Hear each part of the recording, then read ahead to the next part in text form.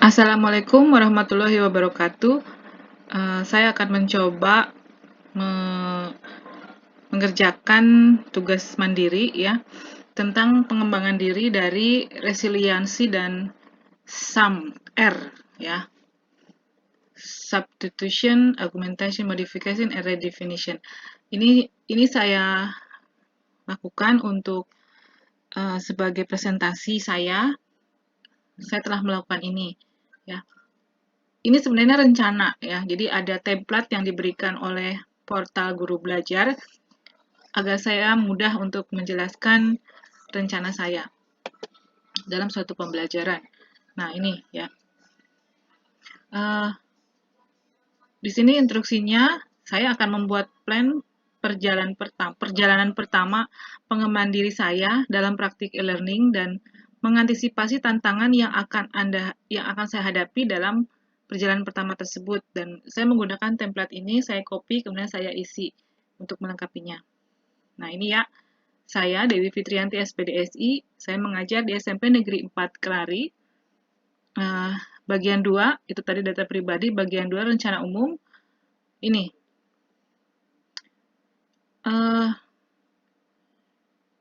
Ada pertanyaan di tingkat apakah praktik e-learning yang saya lakukan sekarang adalah sudah ada di tahap augmentasi.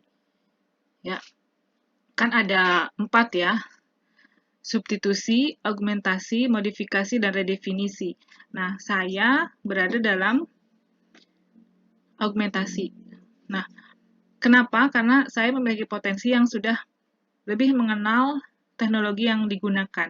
Saya lebih mengenal fitur-fitur yang biasanya diabaikan, ya, jadi lebih dimanfaatkan untuk pembelajaran. Nah, itu yang saya rasakan gitu ya. Setelah saya belajar suatu aplikasi, kemudian saya mencoba tidak lama untuk mempraktekkan itu, dan saya masukkan ke dalam pembelajaran saya, rencana pembelajaran yang akan saya lakukan bersama dengan siswa. Nah, kemudian ada pertanyaan lagi, dari template itu, tingkat apa yang ingin saya capai dalam 3 bulan ke depan? Yang ingin saya capai adalah modifikasi. Jadi, tidak hanya menggunakan, tetapi ada perubahan ya. Ada perubahan dari kegiatan belajar dan mungkin juga ada peningkatan sasaran belajarnya juga pada diri anak. Nah, selanjutnya, dari modifikasi itu, nah bagian ketiga, rencana praktik e-learning saya. Nah, saya menggunakan kerangka SAM-R sebagai alat bantu. Saya mengajar IPA, saya memilih topik nanti misalnya topik 3KD 3.7 menerapkan konsep bioteknologi dan perannya dalam kehidupan manusia. Kemudian 4.7 membuat salah satu produk bioteknologi konvensional yang ada di lingkungan sekitar. Nah, praktik e-learning yang saya lakukan sebelumnya seperti ini.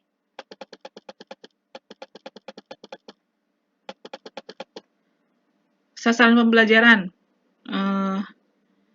Peserta didik mengingat dan menghafal, memahami konsep IPA, dan mengikuti kegiatan praktek serupa secara mandiri di rumah, tanpa keterlibatan ide dari peserta didik. Bentuk materi ajar, saya berdasarkan bentuknya, yaitu berupa bahan ajar pandang dengar, audio visual. Kemudian berdasarkan cara kerjanya, yaitu dengan audio dan visual. Nah, gambaran interaksi di kelas tidak terjadi komunikasi dua arah dalam diskusi kelas, tetapi terjadi perseorangan secara pribadi, one by one, only one student with a teacher. Nah, tugas murid itu bagi siswa yang eksistensinya ada dengan eksistensi handphone di rumah, dapat dengan mudah membuat tugas dengan baik. Aplikasi yang digunakan yaitu WhatsApp Group, Google Classroom, dan YouTube. Nah, praktik e-learning yang saya akan coba yaitu peningkatan berpikir strategi dan penerapan konsep bioteknologi pada peserta didik dengan interactive learning berbasis web using Google Sites dalam pembelajaran berbasis proyek hingga plan to make student Tempe Expo 2022.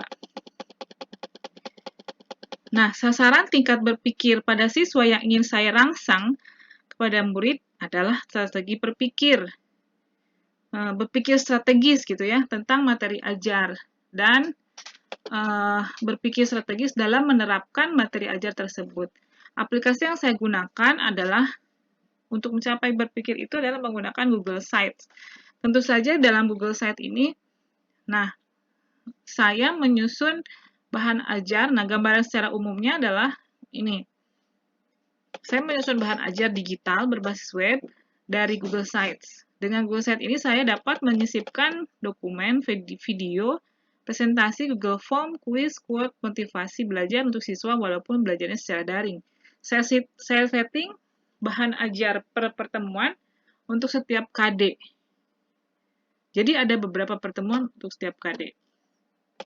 Selanjutnya, nomor 4, panduan resiliensi, ketangguhan ya, dengan menggunakan kerangka SAMR, alat bantu saya, dengan matrik, keterampilan tantangan. Keterampilan teknis, berdasarkan pemahaman saya, teknisnya yaitu membuat video pembelajaran, membuat presentasi dengan motivasi belajar siswa, yang memotivasi, yang menggunakan Jamboard, dan menggunakan Padlet.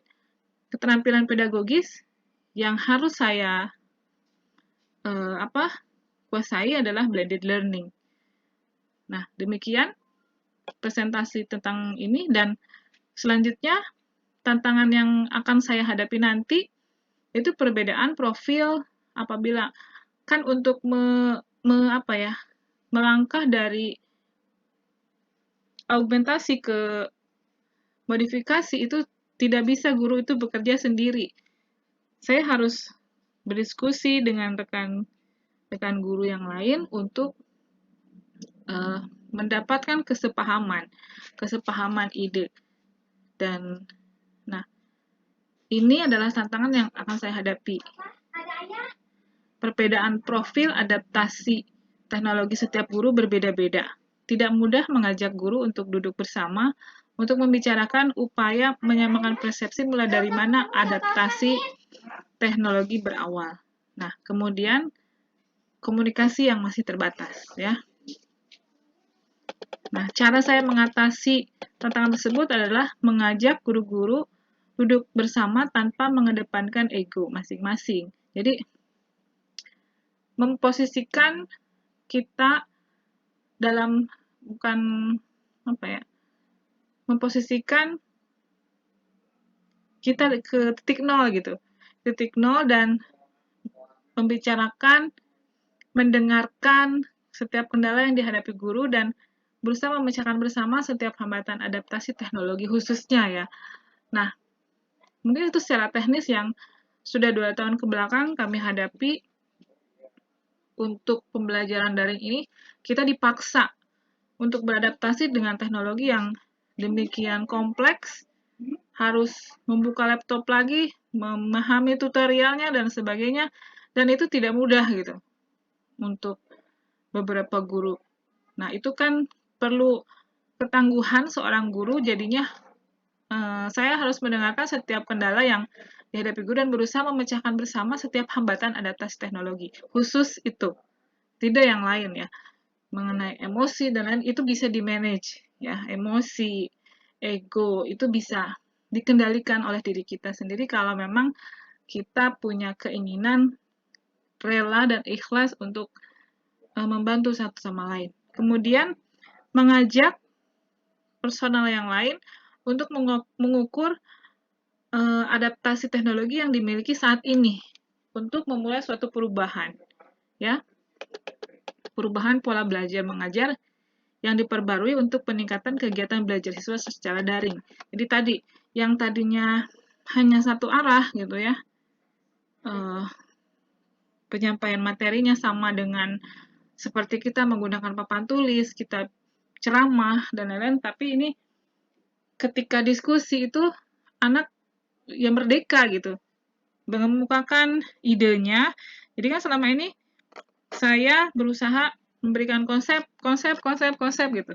Tapi untuk menggali siswa itu dengan metode pembelajaran yang saya lakukan, itu tidak memancing gitu, tidak memancing mereka untuk mengemukakan ide. Nah, saya menggunakan ini, kerakasam R ini, supaya ada perubahan kegiatan belajar siswa selama daring ini agar terjadi interaksi dua arah.